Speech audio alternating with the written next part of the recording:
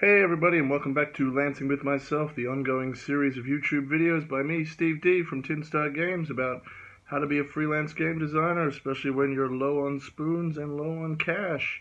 Um, I've You can tell I've got a cold this week, and I've been quite sick, so uh, I wanted to talk about that today. I had to go to a convention on the weekend, had to deal with that very tricky issue when you are your own boss and working for yourself of how much do you push yourself. It's very easy sometimes to say no when someone else isn't pushing you, and when you're trying to drive yourself, there's always that question of how much more can I do?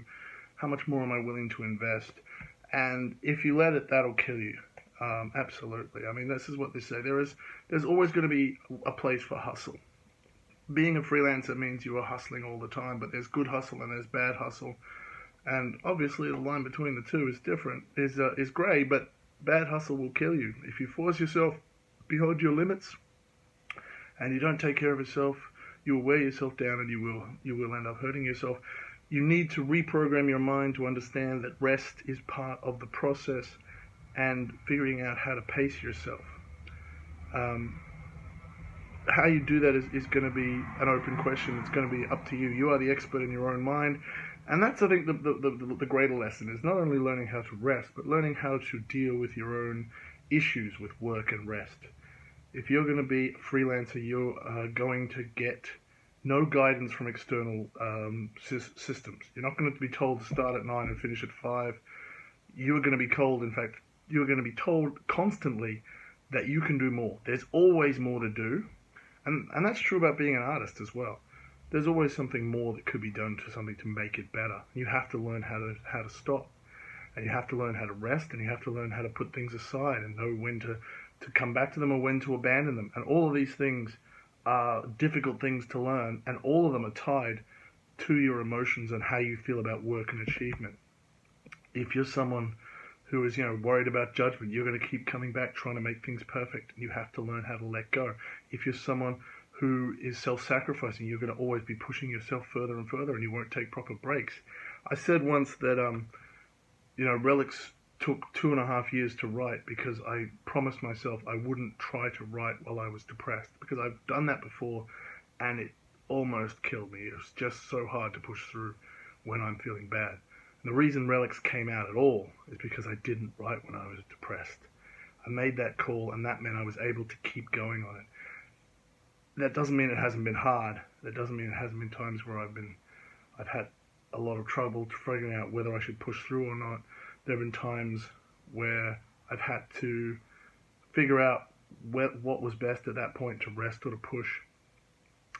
But you need to figure out how to pace yourself, how to deal with long-term things. I like to go back to the analogy of eating an elephant. How do you eat an elephant?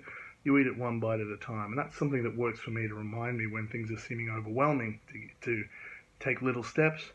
And as I said earlier, rest is part of the process. That's another little thing that I repeat to myself, to remind myself that it's okay to take breaks. Even if, you might be feeling like you're going to miss out on some big opportunity. You're never going to be able to do everything. Just as every artwork is never complete, it's only abandoned. Apparently the internet thinks Leonardo da Vinci said that. Maybe he did.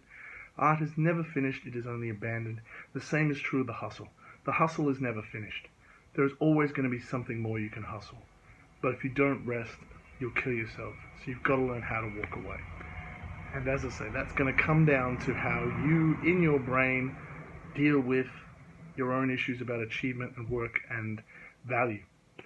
The hardest thing about being an artist is that you actually need to be relatively sane to do it, because it exposes you to a lot of psychological issues and risks and attacks.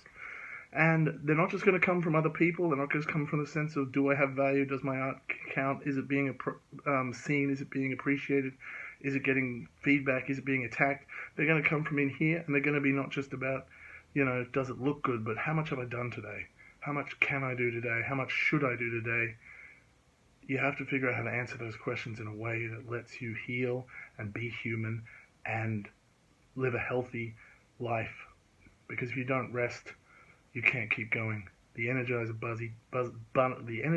Bunny just can't keep beating forever. The art needs to sit and mature inside you before it can come out. Rest is part of the process. Stop trying to hurt yourself. Take time off. Just because the new internet culture says you got to put something out every week doesn't mean you have to. You're not in a race with other people. You're in a long, long marathon and only with yourself. So that's today's message. Rest and learn how to figure out how to let yourself rest. That's the only way you'll be able to run this race, and it's a race that goes for your whole life. That's all from me this time. I'll see you next week. In the meantime, play games, pat dogs, be good, have fun.